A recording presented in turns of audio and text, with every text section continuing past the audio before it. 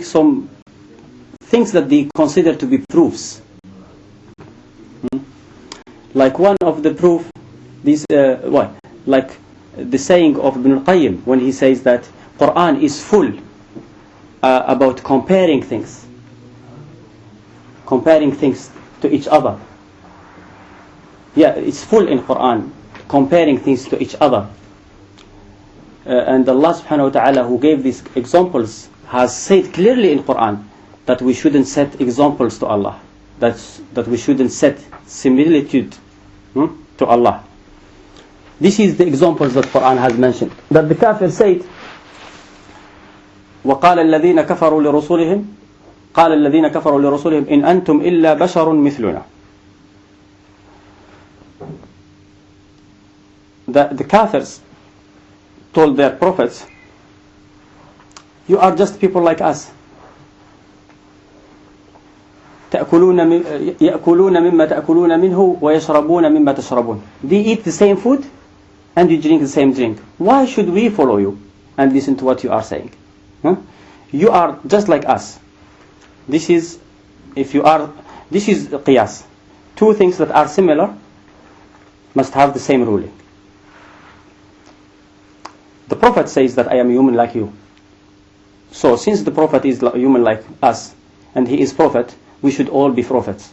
This is normally what's Qiyaas. Because the horse is similar to the donkey, and donkey is haram, the horse is haram. This is Qiyaas. Allah said the donkey is haram clearly.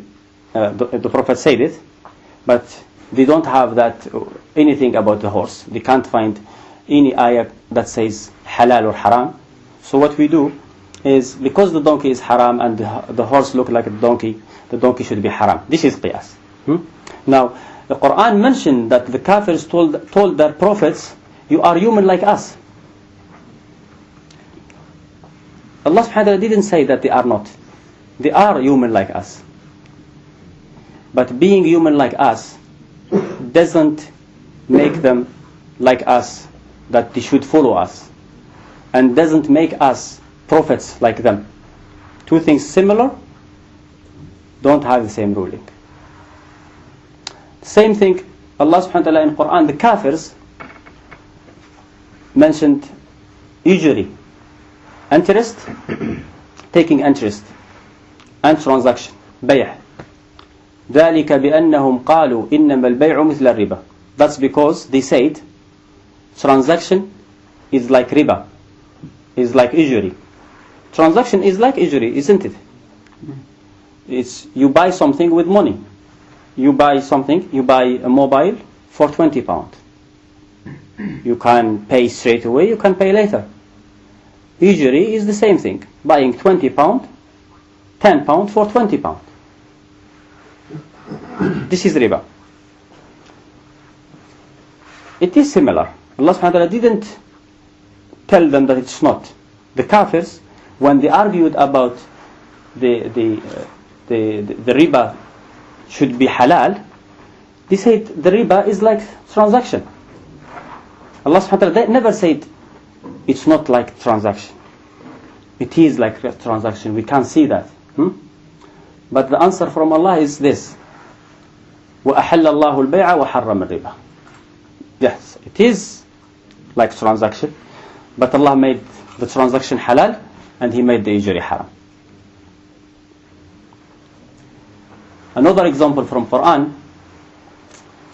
the Kafirs, they want to argue with the Muslims.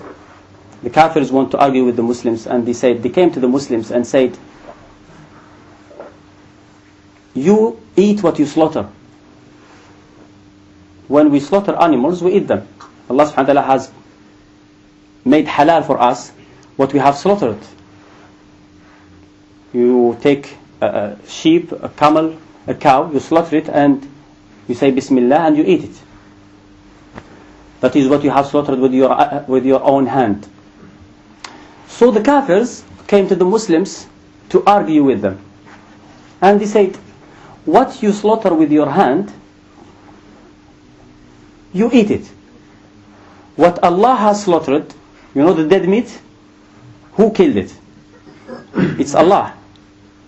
He said, what Allah has killed, what you killed, you eat.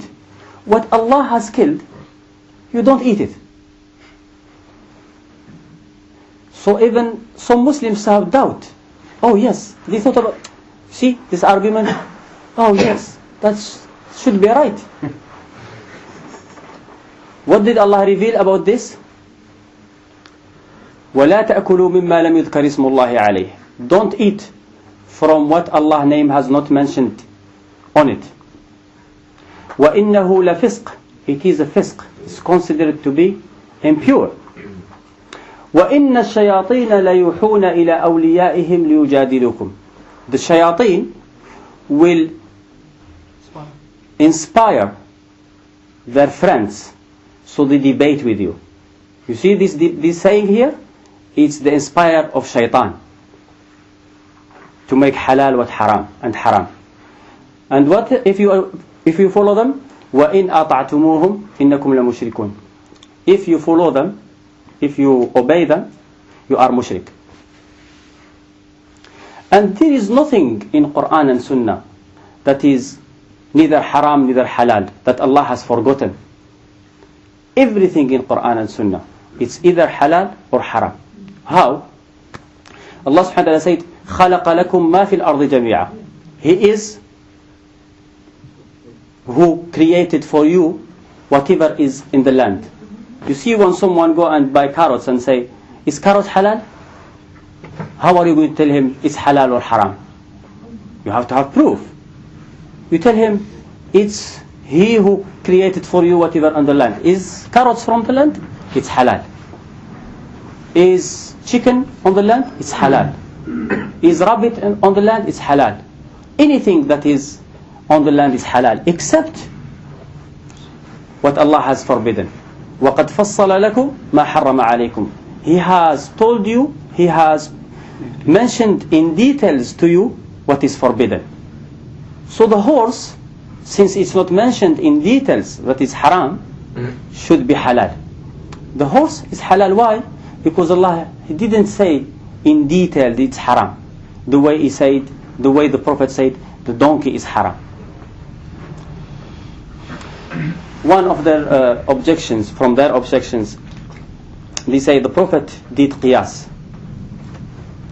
They give this example. A woman came to the Prophet.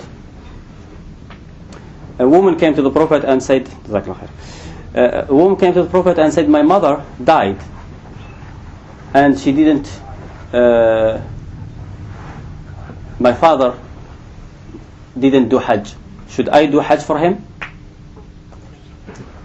Or another woman who died and she didn't pay sadaqah, she didn't do fasting. Should I fast on her behalf? The Prophet said, did you see if your mother had a loan, will you pay it on her behalf? On all occasions, sometimes was a man, sometimes was a woman, they said, yes, we will. He said, then the loan of Allah is more worthy of being paid. If you are going to pay the loan of people, then you should pay the loan of Allah. He say this is Prophet doing qiyas, comparing one thing to the other thing and make them equal. Well, the Prophet doesn't do qiyas, definitely. Allah subhanahu wa ta'ala said, وَمَا يَنْطِقُ عَنِ الْهَوَىٰ إِنْ هُوَ إِلَّا وَحْيٌ يُوحَىٰ. He never speak from his desire. Whatever he says is a revelation. And Allah subhanahu wa ta'ala doesn't do qiyas. Who does qiyas? The one who doesn't know the rulings. Here the Prophet, Allah subhanahu wa ta'ala ordered us. Bismillah.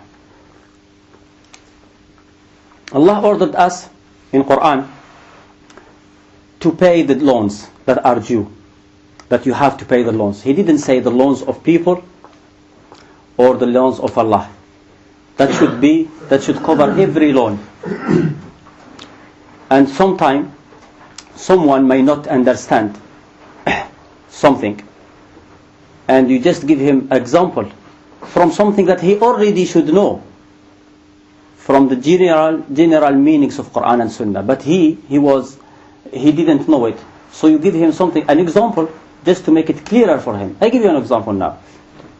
Everybody of you knows if he misses 2 days of Ramadan, what he should do? He should fast 2 days after Ramadan. Everybody knows that if he wake up after Asr, for example, he should pray Dhuhr and Asr. If someone now comes to me and say, I missed 2 days from Ramadan, I want to fast. Can I fast 1 day and make the intention of 2 days? I can go through the long way, explain to him, but I can make it just clearer for him. If this person knows that he should pray Dhuhr and Asr, I will say, if you wake up after Asr, can you pray 4 rak'ah and say this is Dhuhr and Asr? Generally he will answer, no, I have to pray Dhuhr and then Asr. Everybody knows this from their own proofs. So we know this and we know this. Just to clarify for him one thing, I mentioned the other thing that he already know. He knows well. So I tell him, if you are not going to pray 4 rak'ah and put 2 niyyah for one deed, then you shouldn't do it here as well. You have to fast 2 days rather than 1 day and with 2 intentions. Just to clarify for him, he already knew that. They say, for example, the Prophet was asked about this. Someone asked the Prophet, can I kiss my wife while fasting? And then the Prophet told him, what about washing your mouth while fasting? They say here, the Prophet has done qiyas, kissing and washing the mouth, because they are similar. When you drink, washing might lead to drinking. Kissing might lead to having sexual relation with the woman. So the Prophet did qiyas this on this. No. Allah subhanahu wa ta'ala has forbidden us from drinking. And Allah subhanahu wa ta'ala has forbidden us from having sexual intercourse with women while fasting. This man did qiyas. He compared kissing to having sexual relation. The Prophet told him, if you are doing qiyas here, what you did, he first asked him, what about washing your mouth? He said, there is nothing wrong with it. He said, okay, if you are not doing qiyas here, why do you do it here?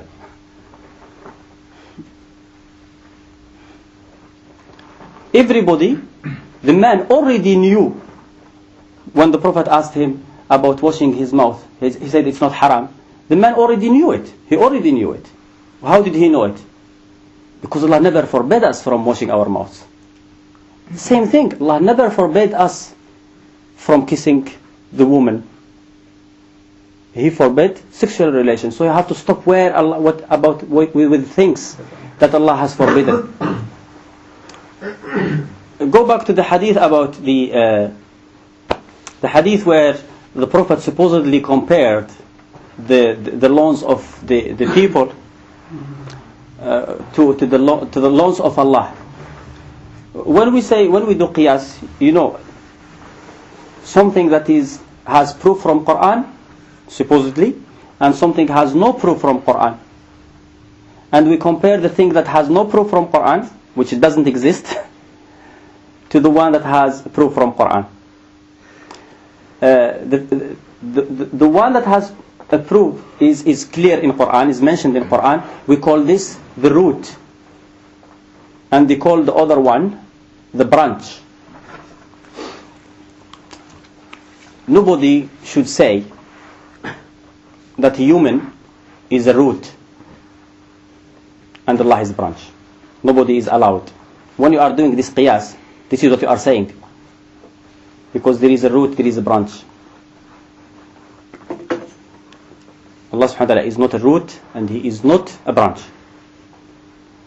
And the people who say this, the people who use this hadith to say this is the Prophet has done qiyas, when Allah subhanahu wa ta'ala say وَمَا يَنْطِقُ عَنِ الْهَوَى, He doesn't talk from himself. It's all revelation. when you ask them, this hadith says that Allah's loan are more worthy to be paid. You know what they say? They say the loan of people are more worthy to be paid. They say if someone dies, so they are taking from this hadith what is not in it and leaving what's in it.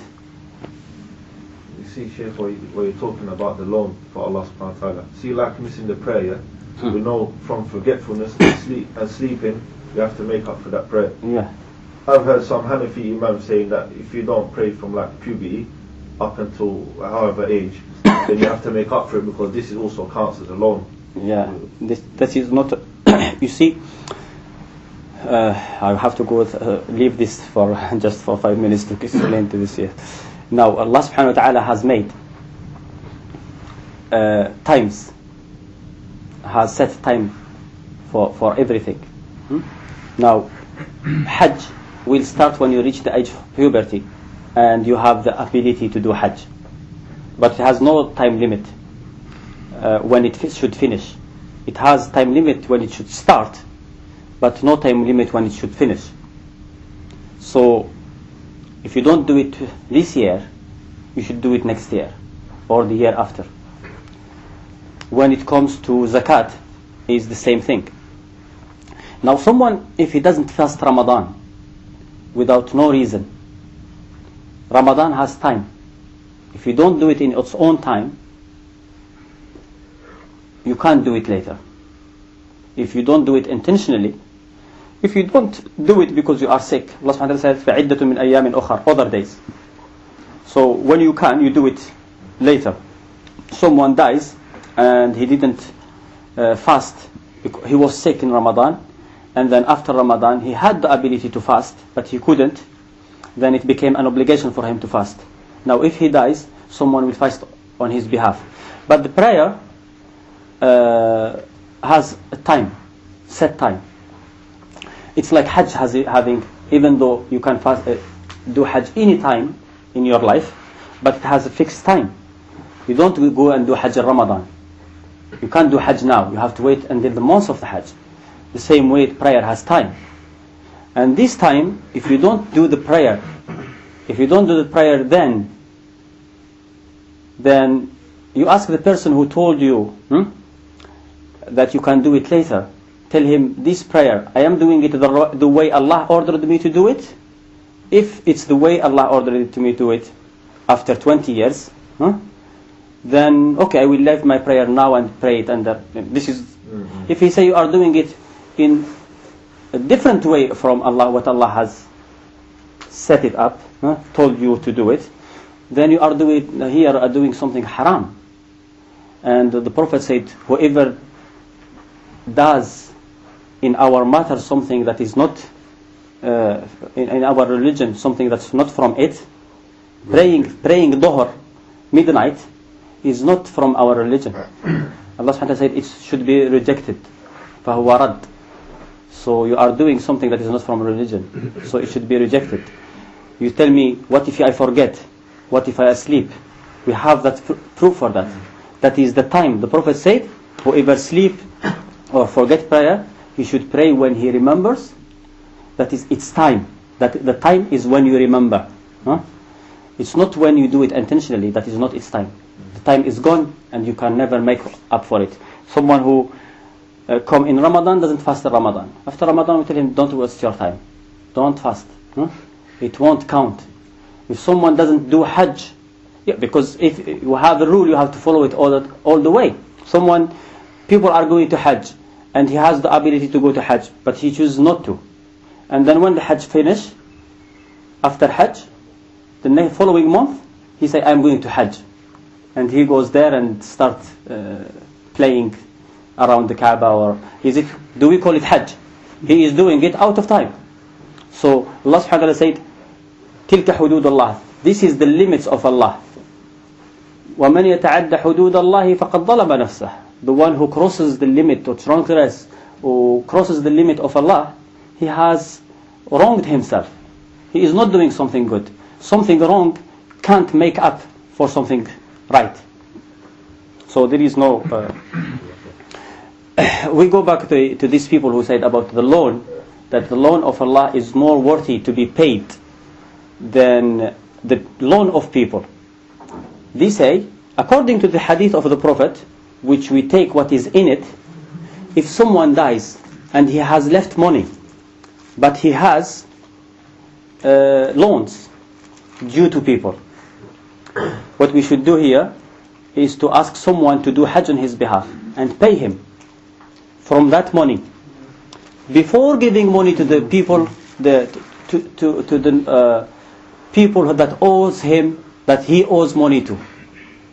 Why? Because the Prophet said the loans of Allah are more worthy to be paid. The people who use this hadith, they say, no, we give people their money, if anything left, we pay for his Hajj, we pay for his zakat, the loans that he didn't pay. And this is using a hadith where you shouldn't use it, and then leave it where you should use it. They do ta'wil, try to get out of the hadith with just pure intellect.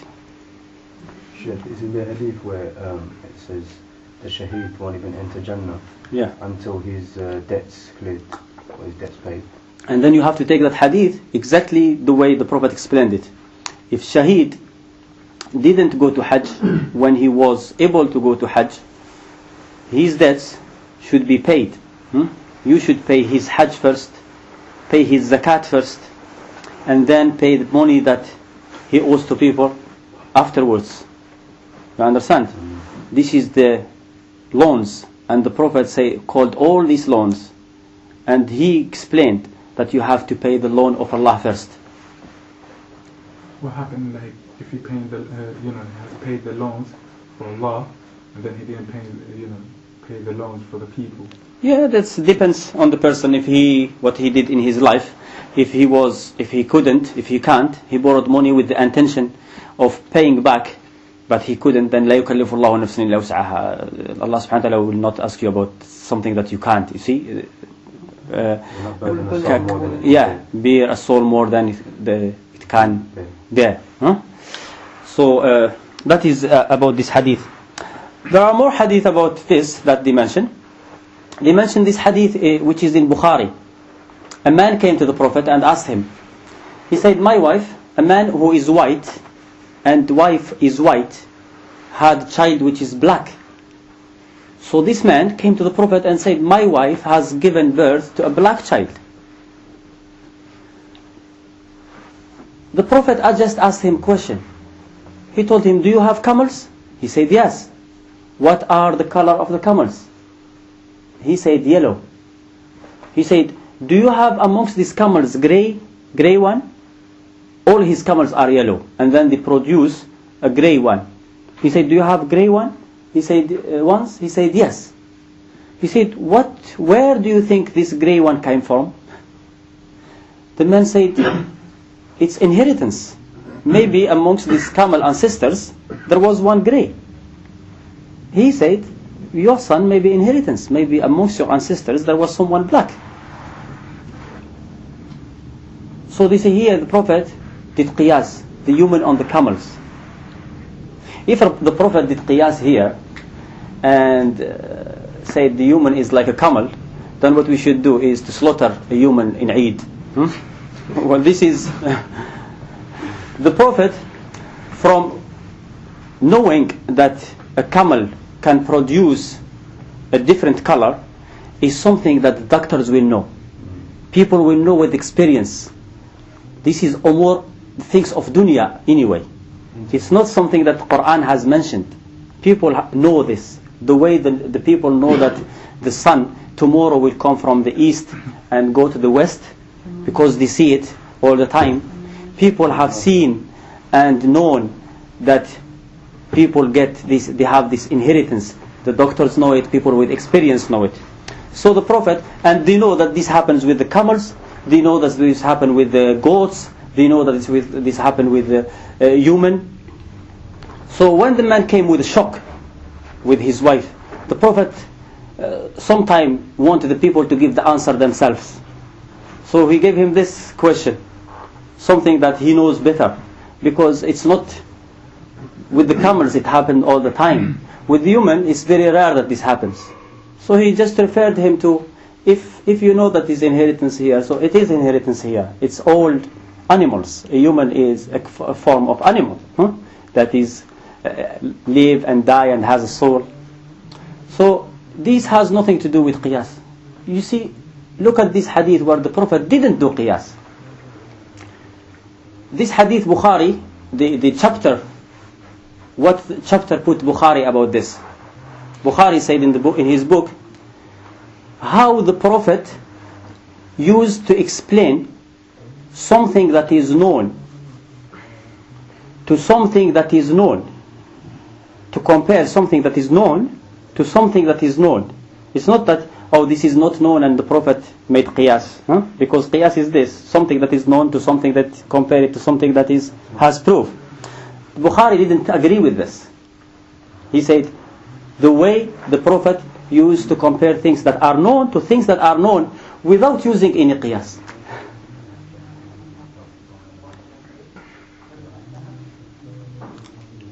And after this, Bukhari brought this hadith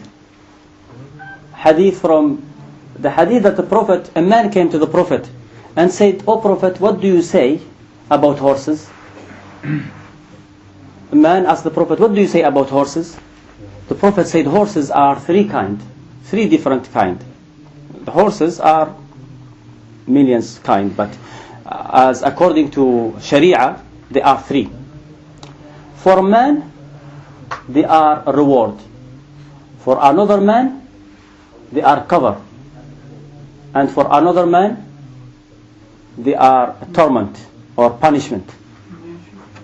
So, as for the one who the horses are for him a reward, is the man who keep them in the sake of Allah and give their due rights. He uses them in the sake of Allah. If people need them for jihad, for example, he will give them. For this man, they are considered as a reward. He will get reward for this. The one who are considered for him to be a cover is the person who do business with them. So he is covered from asking other people without forgetting the right of Allah. So if they are needed, he will still give them in the sake of Allah. The one who are considered for him to be a torment is the person who keep them and uses them against the Muslims, and as pride, he doesn't help people with them, and he uses them against Muslims. For these people, for this man, they are considered as punishment. Then the man asked him this question. He told him, "What do you say about donkeys?" You see the donkey that people compared to a horse and made horse haram? This man asked the Prophet and told him, "What do you say about donkeys?" The Prophet said, "Nothing has been revealed to me regarding donkeys." You see the people who say qiyas, if Allah has revealed something about a donkey, it means the same thing as about horse, but some people don't understand. The Prophet didn't understand that. When he was asked about donkeys, he didn't say, "Are you stupid? Don't you understand? What's the difference between donkey and horse?" He didn't say that. He said, "Nothing has been revealed to me." So when Allah reveals something about a horse, it's about a horse. It's not about a donkey. You see, when the hadith say, the Prophet said, gold for gold, silver for silver, date for dates, barley for barley, wheat for wheat, salt for salt. And some people said, you take only these 6? It should be raisin for raisin. It should be rice for rice. This is exactly what they are doing. Some people said, now when you ask someone, what should I wear in Hajj? The Prophet was asked this question. A man asked the Prophet, what should someone who go to Hajj, Muhrim, wear? What he should wear? The Prophet said, he shouldn't wear. The man asked what he should wear. He said, he shouldn't wear trouser, qamis, imama. Imama is, imama, turban. Bornos, hood, the thing that is attached to the vest. I mentioned trousers. And khuf. Anything that is like socks or boots or not slippers. So this is what the Prophet mentioned. Someone who is probably think that he is more knowledgeable, those who think that they know better, they put it in short way. They gave it short way. The Prophet before this said, I have been given the eloquency of speech. What is the eloquency of speech? The ability of making a long statement in shorter statement. Some people managed to make what the Prophet has said, this, don't wear this, don't wear this, don't wear this, don't wear this. They made it in shorter statement. They said you shouldn't wear anything that is suit. The Prophet couldn't have said that. He didn't know how to say that. Some people said it. You see, I remember a story. Someone went to paint his clothes. He went to the painter to paint his clothes. The painter told him, what color do you want it?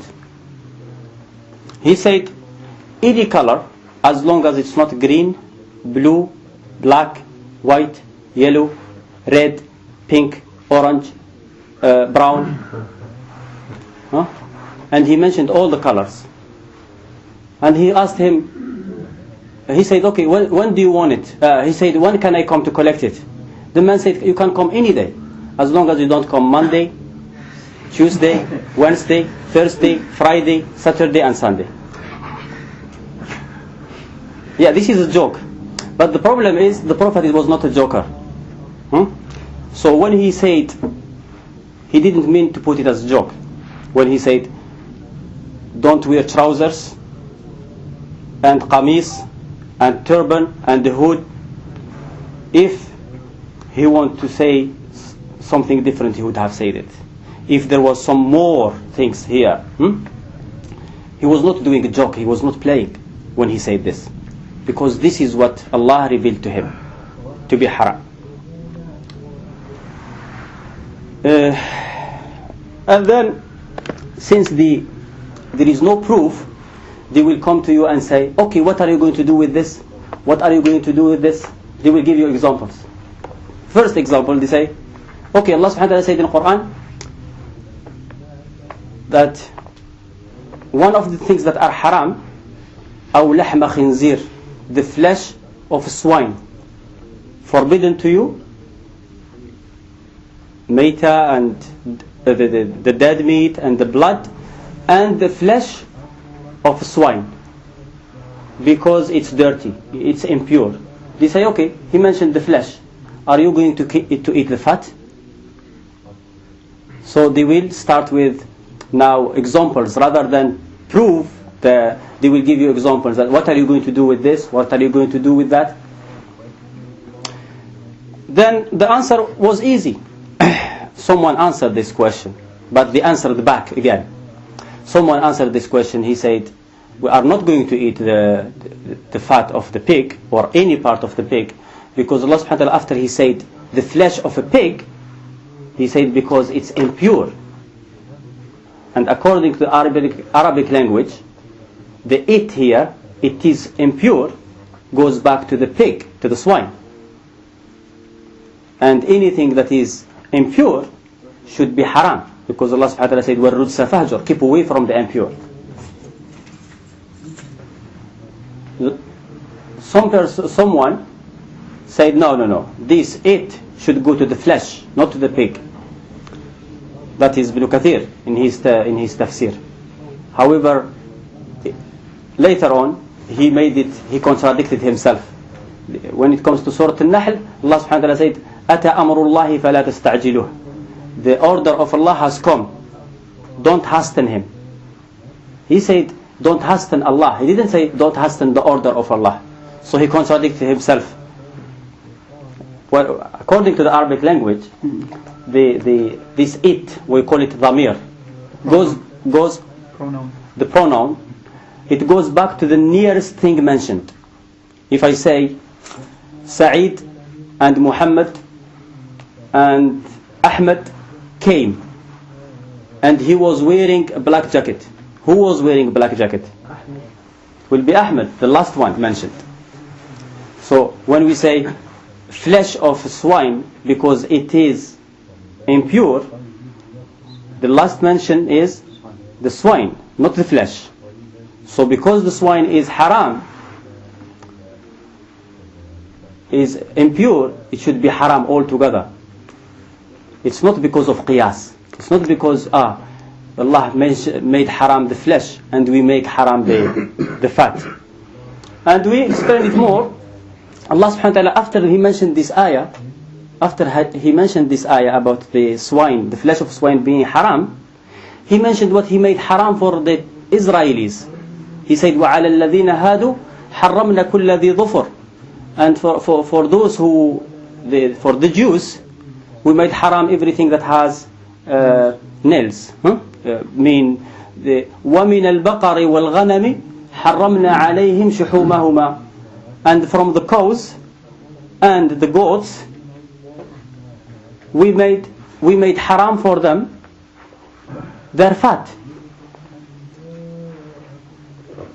Everybody who says we did qiyas here, we made flesh haram because of the fat, we made the fat haram because the fat is like flesh. He didn't say that the Bani Israel, the flesh was haram, forbidden for them. Allah mentioned that the fat was forbidden for them. But everybody agrees that the fat was not, that the flesh was not haram for them. So when Allah made haram the fat, didn't mean that the flesh is haram. The same thing. If Allah makes the flesh haram, doesn't mean that the fat is haram. Means the fat is halal. No, it is haram from the other dalil. We don't make it haram from the qiyas. I said if it was qiyas, then the Israelis should have made the fat halal, the flesh halal, haram. You understand it? Yeah. It is haram because other proof. Because Allah said that the swine is impure. I give you another example from hadith. This hadith is in Muslim, in the book of the Adahi, the sacrifice of Eid. The Prophet said that he made a speech on Eid day, and he said that the flesh, nobody should eat flesh of the sacrifice for more than 3 days. This is a ruling at the beginning of Islam. It was forbidden for people to eat flesh of the sacrifice more than 3 days. The following year, after the Prophet said this, the following year the Sahaba started melting, within the 3 days, started melting the fat and keeping it, to keep it. The Prophet saw that and he said, why are you doing this? They said, you have forbidden us from eating the flesh. So we are melting the fat to keep it. So the Sahaba here, the understanding of the Sahaba, always the understanding of the Sahaba, they didn't understand the flesh being haram, that the fat will be haram. And when the Prophet saw them, he didn't criticize them for doing that. And we go to the Hanbalis. The Hanbalis say, because they say a pig is haram, the milk and the fat, because of the flesh. Yes? We don't agree. It is haram, yes, all together, because of the ayah that mentioned it's haram. sometimes two different people get to the same result but in different way.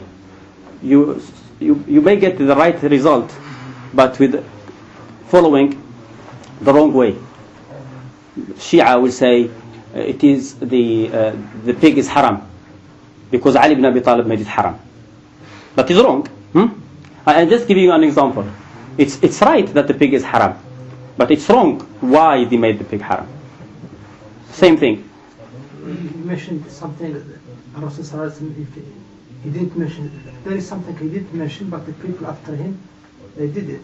What? Like Rasul he never said to people to gather, say, Quran. Yes. In one book. Yeah. And the people, they did it. Yeah. And Rasul he never said to people to pray Tarawih, but the people they did it. Let me give you an answer. First, that the Prophet never gathered Quran. That is wrong. The Quran, Allah subhanahu wa ta'ala called it ذَلِكَ الْكِتَابِ. Allah subhanahu wa ta'ala called it the book. You understand? Quran is called ذَلِكَ الْكِتَابُ لَا رَيْبَ فِيهِ. This is the book. So it is a book, Quran. The fact that Quran was written at the time of the Prophet, nobody can argue about this. Prophet, every time ayah was revealed, he had writers. Zayd ibn Thabit, Muawiyah ibn Abi Sufyan, and many others. Every time ayah is revealed, he will call one of them and ask him to write it down. So it was written at the time of the Prophet. Not in the form of a book. Yeah, well, in the form of a book.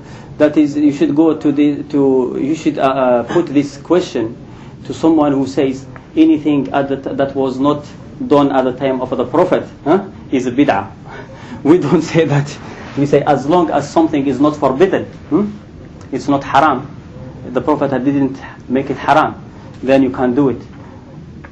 And I give you another one, explain to you about the prayer Taraweeh, you should understand. There are things now when people say, oh, you have to pray the way the Prophet used to pray. As form of prayer, yes, we have to pray the way the Prophet has prayed. He said, pray the way you see me praying. But if the Prophet used to pray 11 rak'ah at night, you shouldn't pray 11 rak'ah at night. The actions of the Prophet, he is practicing what Allah has told him, has ordered him, and he is doing what he can. The Prophet said that the best fasting is the fasting of Dawood. He never fasted the fast of Dawood. If someone wants to do that fasting, is fine. If someone wants to pray, the Prophet said, Salatul Layli matna matna. The prayer of the night is 2 rak'ah. If you are afraid that is dawn, then do 1 rak'ah witr. We say, the Prophet, if you want to say this 11, no more, he would have said it. So you have to pray 2 rak'ah. Pray 20, pray 24, 20. And we say that what Allah subhanahu wa ta'ala has done individually, and He didn't forbid people from doing it together. People can do it together. People can fast together. People can pray together. And the Prophet actually did pray in Ramadan with people. He was praying and people followed him for 3 nights. And the 4th night, he didn't come out. And when they asked him, he said, I am afraid that Allah will make it an obligation on you. So he did pray Taraweeh. And you call it Taraweeh, Salatul Layl, with Jama'ah. He prayed with Ibn Abbas. He prayed with Ibn Mas'ud. You should ask this question to these people who understand bid'ah in a different way. We say bid'ah is what has no origin from religion. If someone starts dancing and say this is a religion, if someone creates something, brings something new to religion, if someone is praying, if someone is doing dua, if someone is fasting in the days that the Prophet didn't fast, if someone is doing umrah in times that the Prophet didn't do umrah in, if someone does more umrah than the Prophet has done, if someone fasts more than the Prophet has fasted, if someone prays more than the Prophet has prayed, there is nothing wrong with that. It has origin from the religion. You don't follow the actions of the Prophet. If you were with us last time, you follow what the Prophet has said, and then you do it. As long as there is nothing to stop you from doing it, no, it's fine. What you can do individually, you can do it in Jama'ah. You can go now, if you need to take shower, it's ibadah, no? As long as you cover yourself, You can go 3 people, 5 people, 100 people to take shower in the same time. It's not haram, as long as you are covered. And the Prophet, we don't have hadith that the Prophet took shower with other people. But there is nothing to stop you from doing that. Same thing, if you want to pray sunnah, 2 rak'ah sunnah, tahiyat al-masjid, you come to the mosque and there is many people and you want to pray jama'ah, pray jama'ah. There is nothing to stop you from doing that. If you want to fast tomorrow and say, oh, who want to join me and fast tomorrow? Then you can. They are going to do the adhan. I thought...